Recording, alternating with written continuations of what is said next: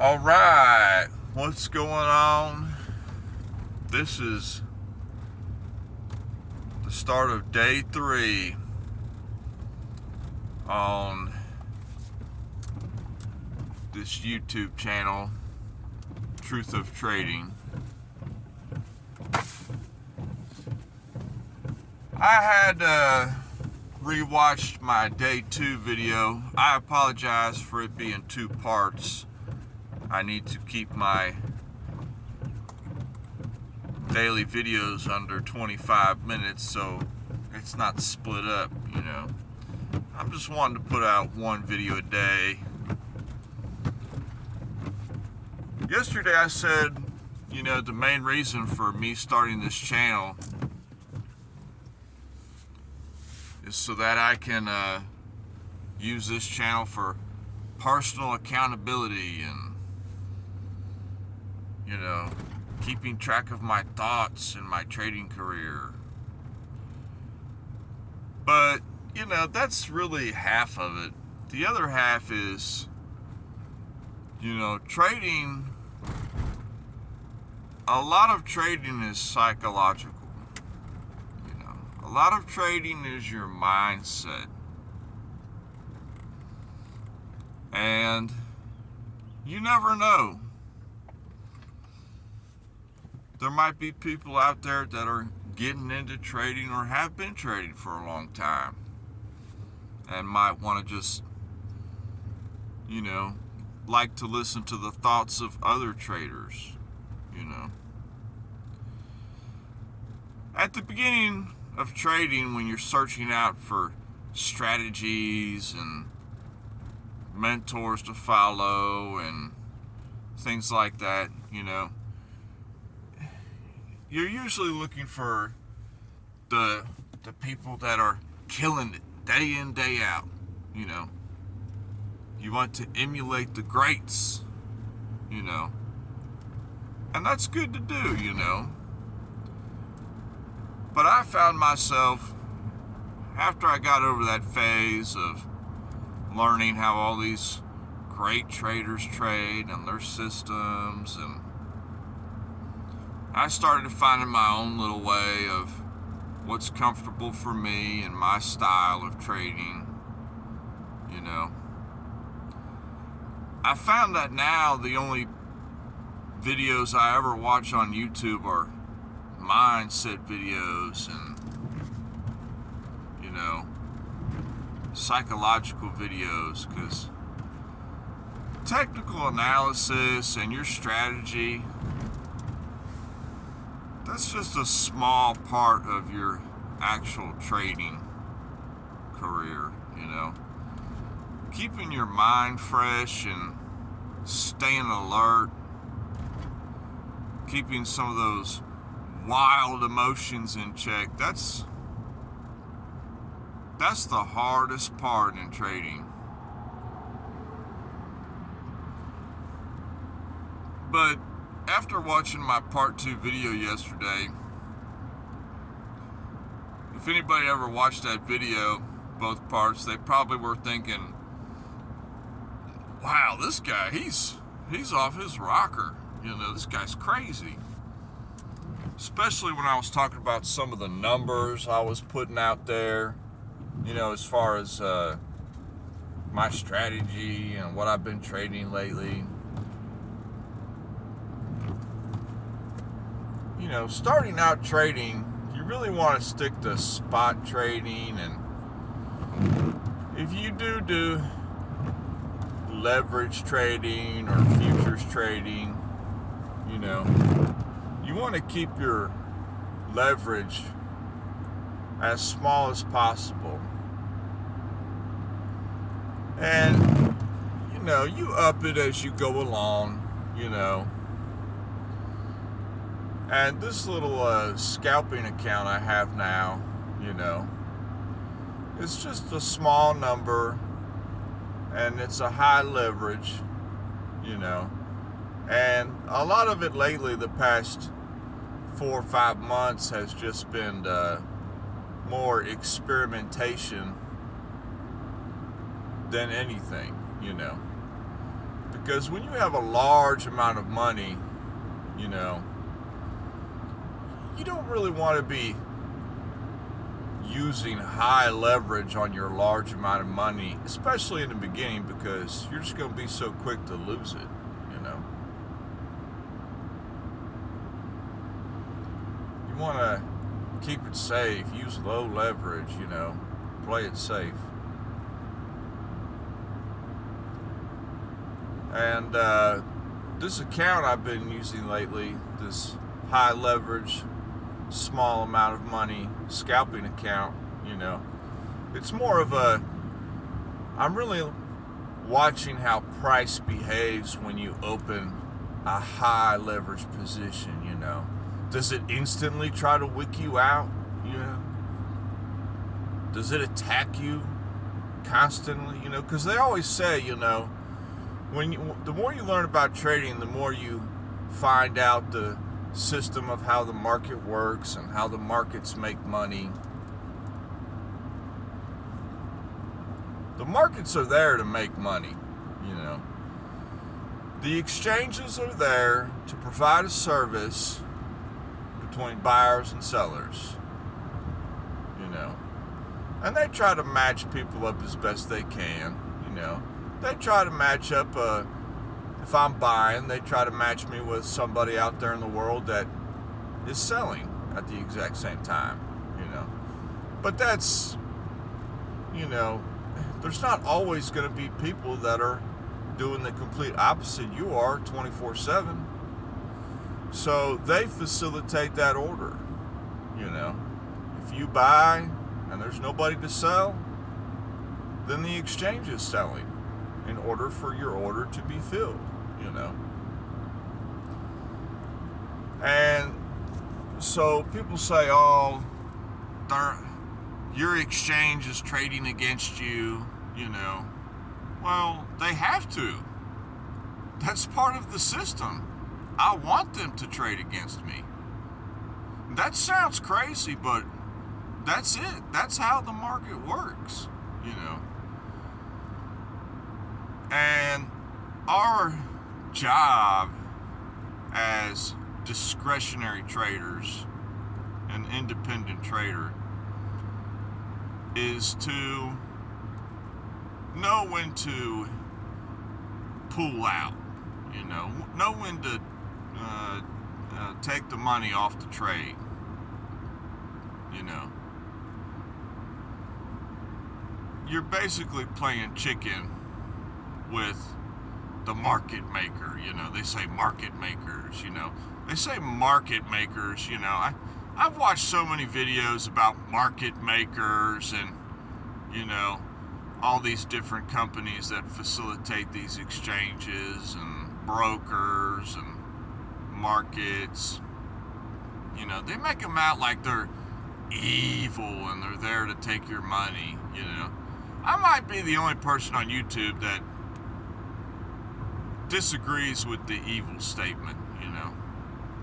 They're a business, plain and simple. And I'm glad they're there, because I love trading.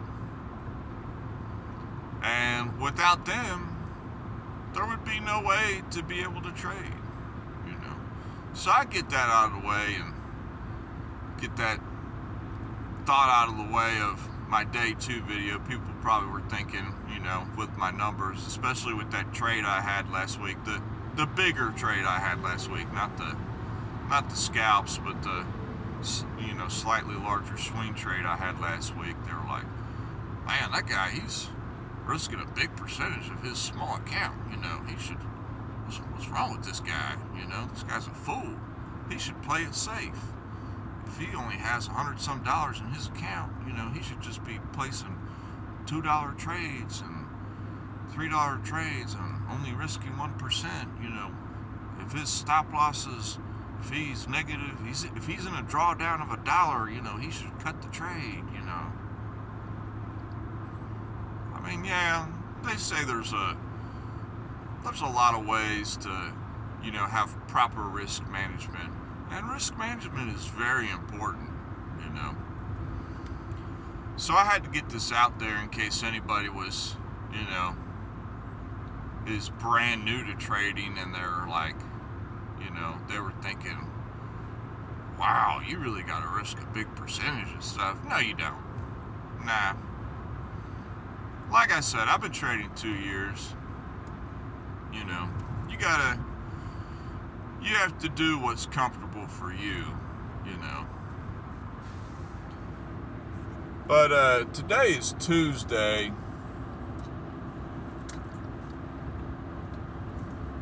And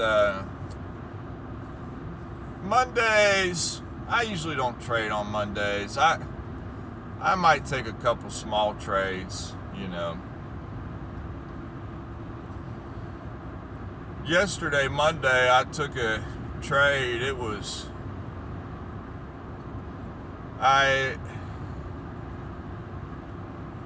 saw a little short opportunity coming up, There's a thing called ranging. When a market's ranging, on a particular asset, this market was making a range on the hourly time frame, Real simple range. It was just up, down within this area. It was consolidating within this area, in this zone. And it'd gone up and down a few times, and I saw that it was getting up to the top of the range yesterday. A lot of thoughts in my mind were, it's going to finally break out the range and go back to the upside where it was. And I watched it, and I saw it was just playing games. It wouldn't leave, just it kept pushing higher to the top of the range, but it wasn't breaking out, So I started opening up some shorts to go back to the bottom of the range. It was making a little behavior like, okay, we're going back down to the bottom of the range. We need to consolidate some more. We need to get more orders in this area before we trick everybody and go one direction or the other. And I started opening up some shorts at the top of the range, and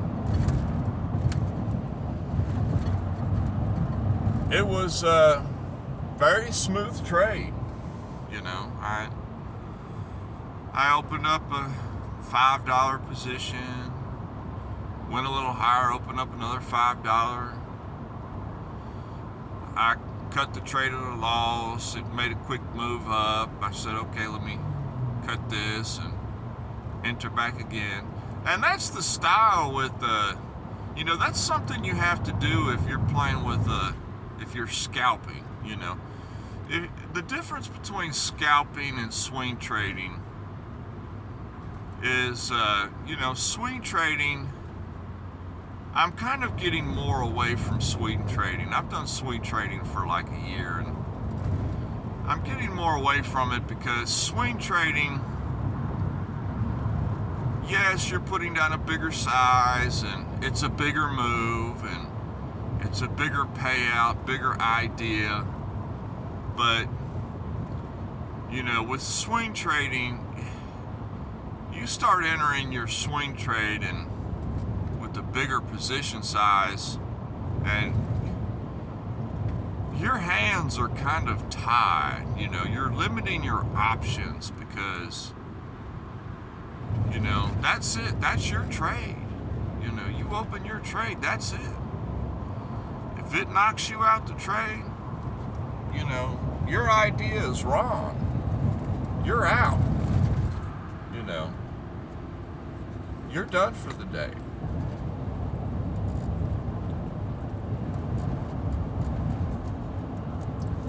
The benefit to scalping that they might not tell you about is that a lot of people don't like scalping because they feel like, okay, I'm on a smaller time frame. I start entering my trades, and wow, oh man, dang, it stopped me out real quick. I got knocked out real quick. But you're playing small time frames. That's what it's gonna do. On a scalp, you just enter again, You enter, you start getting in. If it doesn't go in your favor very quick, you get out. You wait for it to make a little bit more maneuvers, and then if it's still looking good, you can get back in. You can get in and out when you're scalping,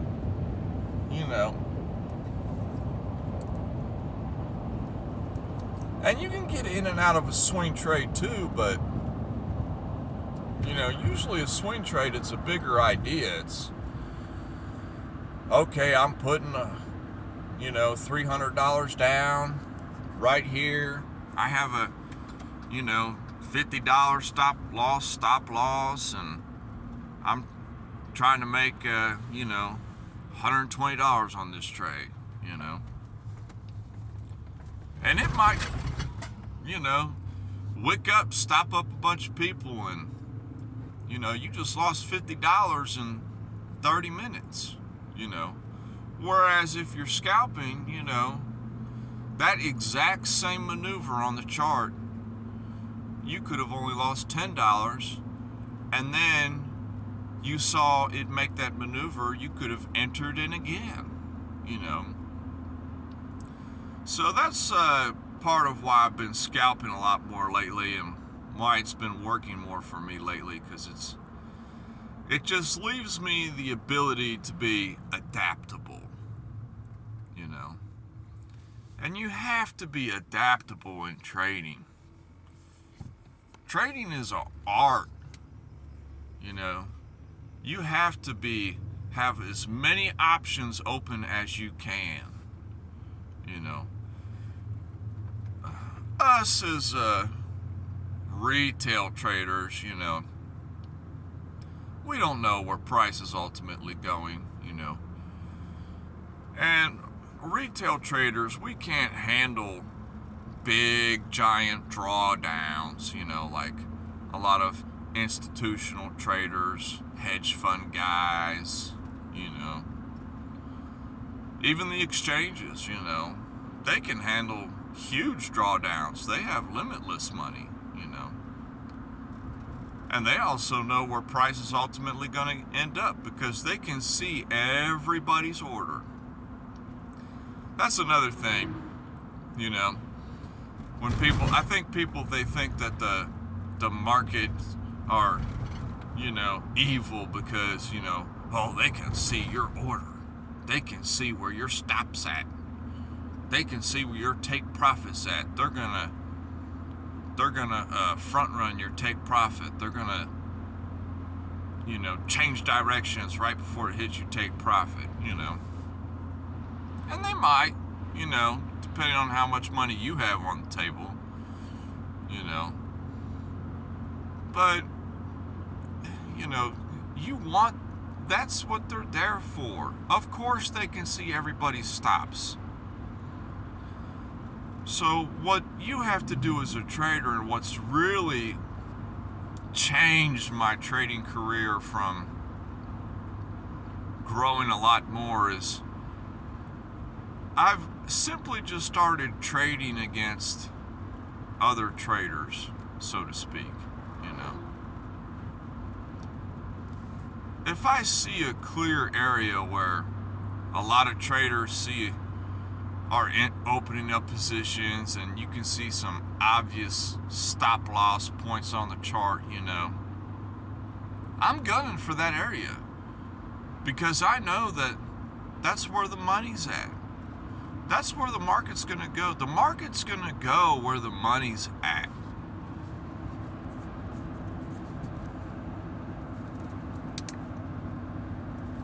But my trade yesterday, I was opening up some shorts, got stopped out. I entered again. It got right to the top of the range, and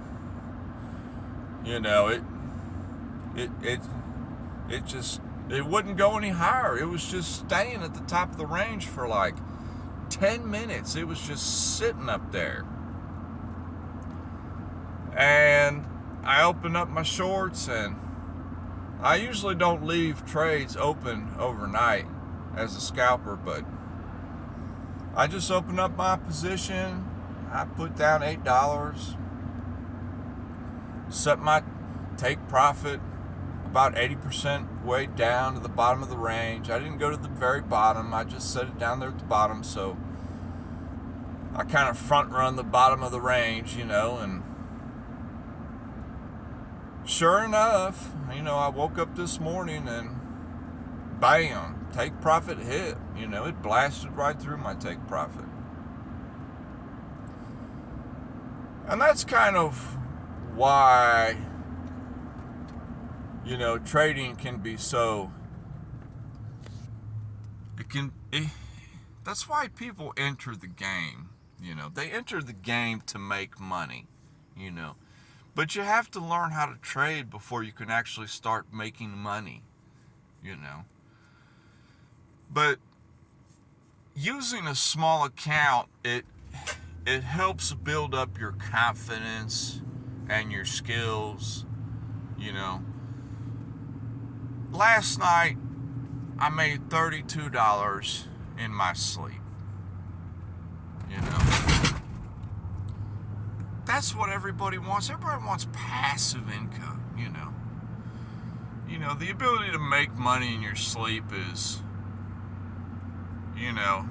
it's a good feeling. It's a very nice, peaceful feeling, And slowly we work our way up to larger amounts of money, That very same trade, with a larger amount of money, it would have played out exactly the same, It was a very simple trade,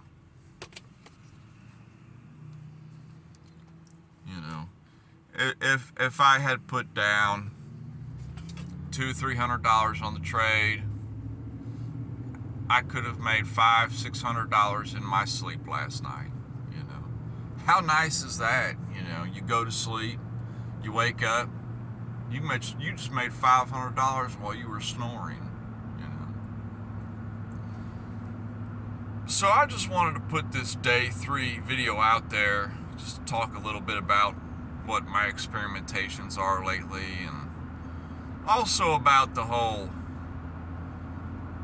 markets are evil kind of persona that they get,